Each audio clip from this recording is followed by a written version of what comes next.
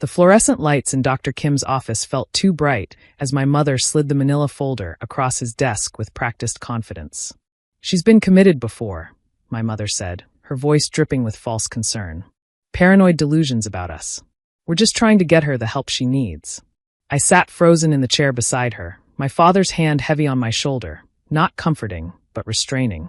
They'd ambushed me at my apartment that morning, insisting I needed emergency psychiatric evaluation, and threatening to call the police if I didn't come voluntarily.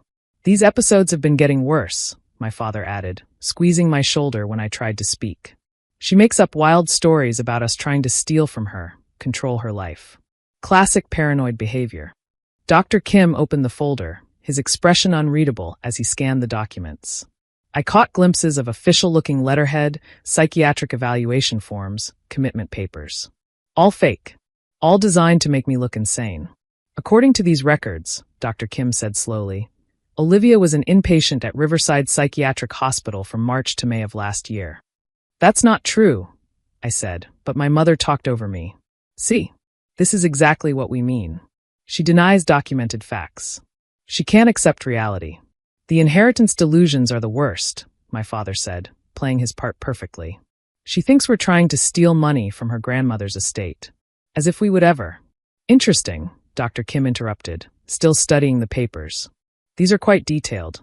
Diagnosis of paranoid personality disorder, recommendations for extended treatment, medication logs." My heart sank. The forgeries were good. Too good. My parents had clearly paid someone with access to create authentic-looking records. Who would believe me over official documents? "We just want our daughter back," my mother dabbed at her eyes with a tissue.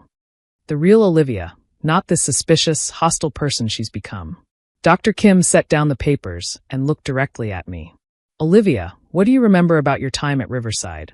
"I was never there," I said firmly. "Last spring I was finishing my master's degree. I can prove it. I have my thesis, graduation records, photos." "More delusions," my father sighed. "She creates elaborate false memories." "I see." Dr. Kim leaned back in his chair. "Mrs. Warren, Mr. Warren, these records indicate that Dr. Patricia Huang was Olivia's primary psychiatrist at Riverside. Do you remember her?" My mother nodded quickly. "Yes, of course. Lovely woman. Very thorough. And the treating physician was, let me see." He consulted the papers. "Dr. James Kim." "That's interesting." "Is it?" my father asked, his voice slightly strained. Dr. Kim smiled then, but it wasn't a pleasant smile. "Very interesting. Because I'm Dr. James Kim. And I can state with absolute certainty that I never treated your daughter at Riverside Psychiatric Hospital." The silence in the room was deafening. There must be some mistake," my mother stammered. "Another Dr. Kim, perhaps?" "No mistake," Dr. Kim continued calmly. "I was the only Dr. James Kim at Riverside during that period. More importantly, I have access to all patient records from my time there. Your daughter was never a patient."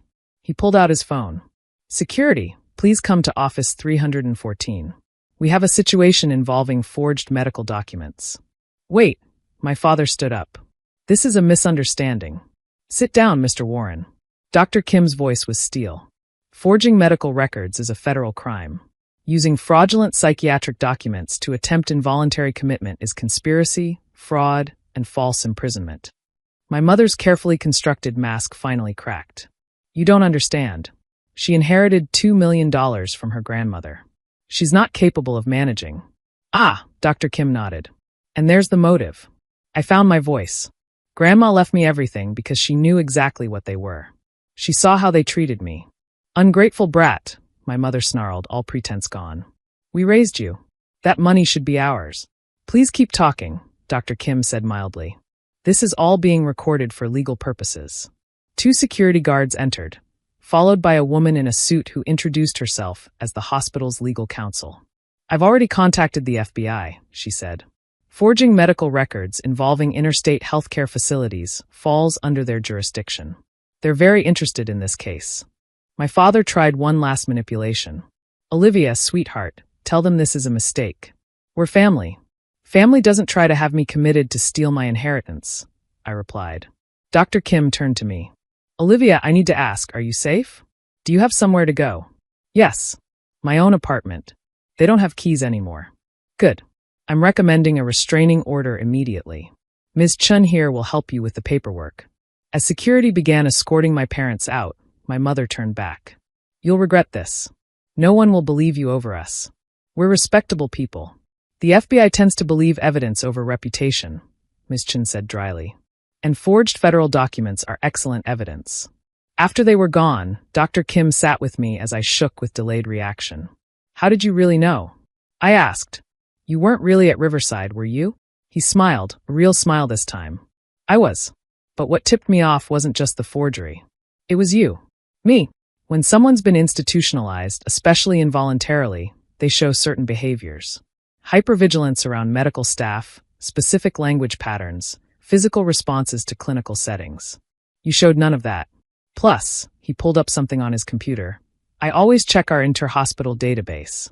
You've never been a psychiatric patient anywhere. They were so confident, I whispered. The documents looked so real. They probably paid someone good money for those forgeries. Which makes it even more serious. This was clearly premeditated.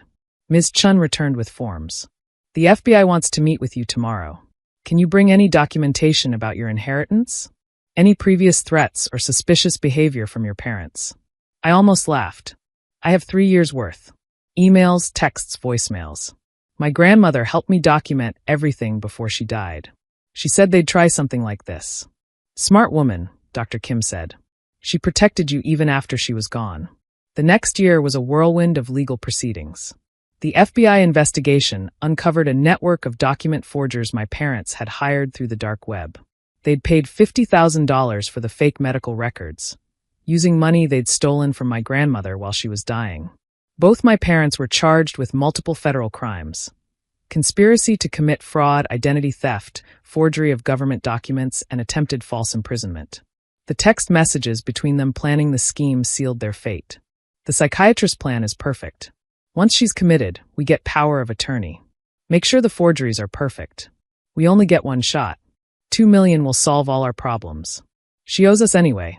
They each got 5 years in federal prison. The real Dr. Patricia Huang from Riverside testified at the trial. She was horrified that someone had forged her signature and offered to provide real therapy to help me process the trauma. I took her up on it. During one session, she asked me something profound. How does it feel to know your parents saw you not as their daughter, but as an obstacle to money? Liberating, I answered honestly. Because now I can stop trying to earn love that was never there. My grandmother's inheritance did more than make me financially secure. It revealed the truth about my family.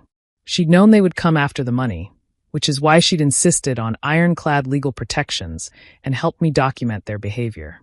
In her final letter to me, delivered by her lawyer after the will reading, she wrote, My dear Olivia, they will try to paint you as crazy, unstable, incapable. This is their pattern. I've watched them do it to others who stood in their way. Document everything.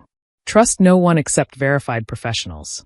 And remember, staying sane in an insane situation is the greatest rebellion. All my love. Grandma. Dr. Kim became an unexpected ally through everything. He testified at the trial about recognizing the forgeries and my parents' behavior. He also published a paper on medical fraud detection that's now used in psychiatric training programs. Your case might save others, he told me after my parents' sentencing. Families attempting false psychiatric holds for financial gain is more common than people think. I used part of my inheritance to start a foundation helping victims of financial abuse by family members. We provide legal resources, safe housing, and documentation assistance. In our first year, we helped 47 people escape similar situations. My parents are due for release next year.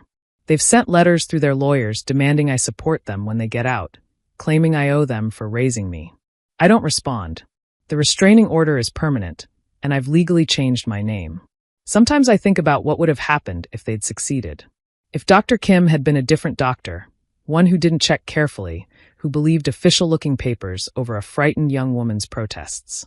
I could have spent months or years fighting to prove my sanity from inside an institution while they drained my inheritance. Instead, their greed exposed them. They created such an elaborate lie that when it collapsed, it took their entire lives with it. The last time I saw them was at sentencing. My mother screamed that I was an ungrateful daughter who'd destroyed our family. My father just stared at me with cold hatred. I'm not the one who destroyed our family, I told them. You did that the moment you decided I was worth more as a financial asset than as your daughter. Now I live peacefully with the knowledge that my grandmother's final gift wasn't just money. It was freedom from the people who should have loved me but only ever saw dollar signs. And Dr. Kim?